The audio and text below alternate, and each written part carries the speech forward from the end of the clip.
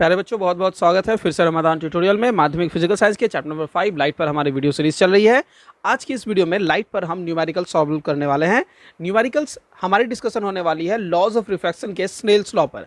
आप लोगों को याद होगा, हम लोग अपने पिछले क्लास में लॉज ऑफ रिफ्लेक्शन पढ़ा था, स्नेल्स लॉ पढ़ा था। आज हम लोग उस पर न्यूमेरिकल प्रॉब्लम सॉल्व करने वाले हैं।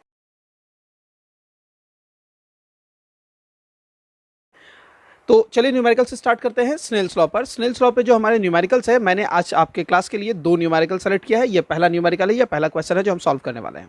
क्वेश्चन पढ़ते हैं।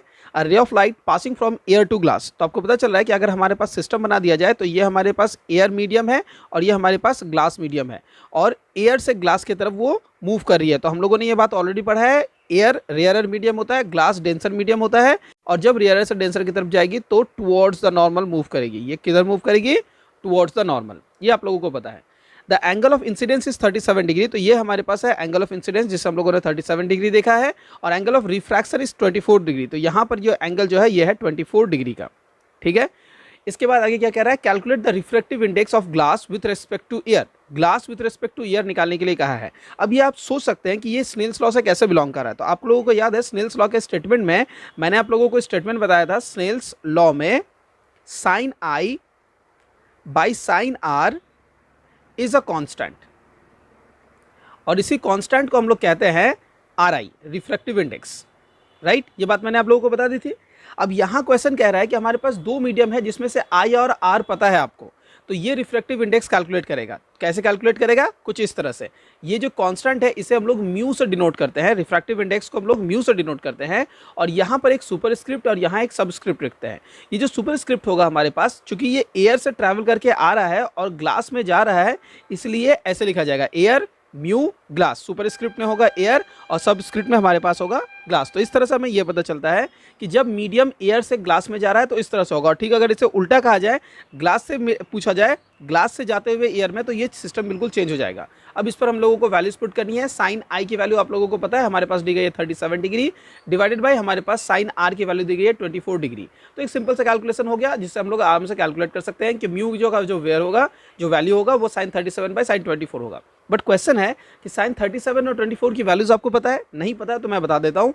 इसकी वैल्यूज दी गई है 0.60 और इसकी वैल्यू दी गई है 0.40। अब सवाल उठता है ये वैल्यूज कहाँ है? आप क्वेश्चन में देखिए, यहाँ पर आपको गिवन का पार्ट दिया गया है और यहाँ पर बता दी गई है। इससे आपके मन में ये सवाल उठेगा कि अगर एग्जामिनेशन में ये वैल्यूज नहीं दिए जाए तो क्या इस टाइप के क्वेश्चंस को बनाया जा सकता है? आंसर है हाँ।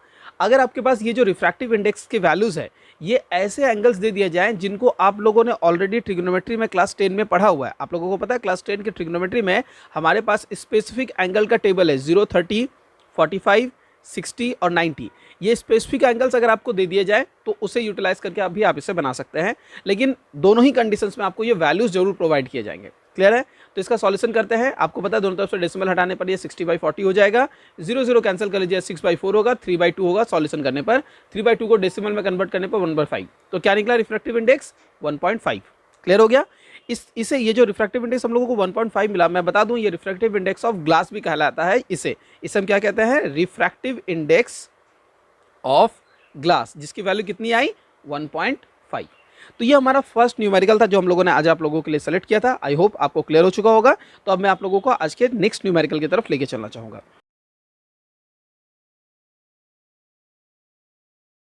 ये क्वेश्चन भी काफी इंटरेस्टिंग है और स्नेल्स लॉ पर बेस्ड है।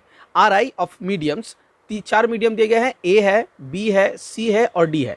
चारों मीडियम का रिफ्रैक्टिव इंडेक्स 1.5, 1.4, 1.8 और 1.3 रेस्पेक्टिवली है। यानी कि ए की वैल्यू है 1.5, बी की वैल्यू है 1.4, सी की वैल्यू है 1.8 और डी की वैल्यू है 1.3। ये 4 दिए गए हैं। बोल रहा है किसका रिफ्रैक्शन किसी पर्टिकुलर गिवन लाइट के केस में मैक्सिमम होगा। तो रिफ्रैक्शन आपको मैक्सिमम फाइंड आउट करना है। रिफ्रैक्शन किसका मैक्सिमम होगा? मैक्स, ये है हमारा क्वेश्चन। राइट, तो मैक्सिमम रिफ्रैक्शन को समझने के लिए मैं आप लोगों को स्नेल्स लॉ की याद दिलाना चाहूंगा। स्नेल्स लॉ में हम लोगों ने स्टेटमेंट पढ़ा था, sine i by sine r. Right, इसे हम लोगों ने पढ़ा था कि ये कांस्टेंट वैल्यू है, मैं उस कांस्टेंट वैल्यू को रिफ्रैक्टिव इंडेक्स बोलता हूं, मैं इसे म्यू मान लेता हूं। क्लियर है?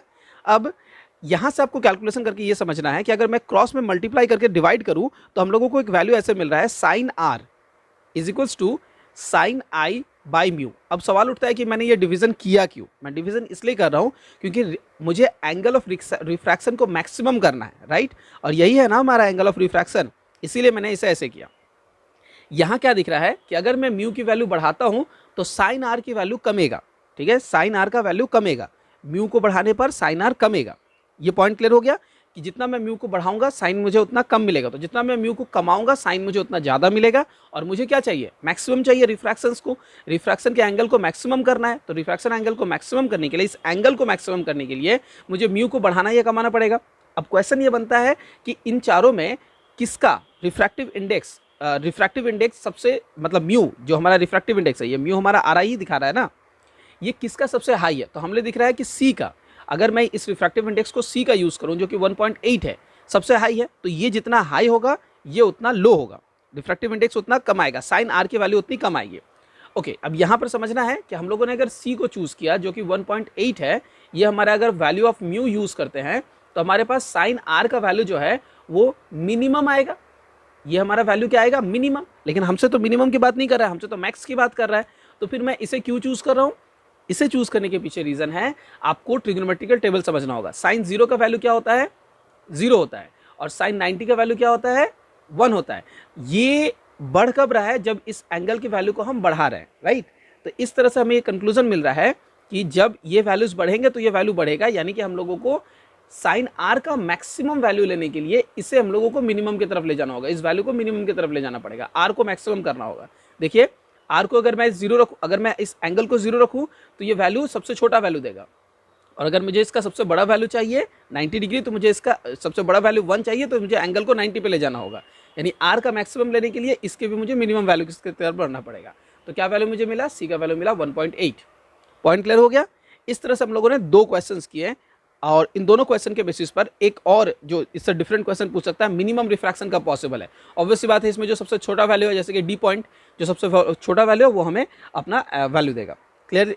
तो कंसेप्ट क्लियर हो गया। इस क्वेश्चन का जो मेन कंसेप्ट है वो कुछ इस तरह से है कि एंगल ऑफ इंसिडेंस जो म्यू पे डिपेंडेंट है, म्यू को इंक्रीज करेंगे तो हमारा जो एंगल ऑफ रिफ्रैक्शन है वो डिक्रीज होगा। इसे आप लोगों को यहाँ याद रखना है। इस तरह से स्टेटमेंट याद रख सकते हैं कि एंगल ऑफ इंसिडेंस,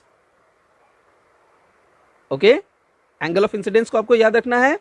अगर आप as mu increases angle of incidence as mu increases sine r, ठीक है, यहां पर एंगल ऑफ ये जो है, एंड कॉन्सिक्वेंटली कह सकते हैं कि angle of refraction will decrease, okay, will decrease. तो ये फाइनल कंक्लूजन है इसका। तो आई होप कि ये दोनों न्यूमेरिकल कंप्लीट हो गया है, समझ आ गया होगा। हम अपने अगले क्लास में आप लोगों इस चैप्टर पर रिफ्रैक्टिव इंडेक्स और स्पीड ऑफ लाइट के साथ कनेक्ट करते हुए थ्योरीज को समझाएंगे, और फिर उस पर बेस्ड न्यूमेरिकल। जाने के लिए इस वीडियो के साथ हमारे साथ बने रह सकते हैं।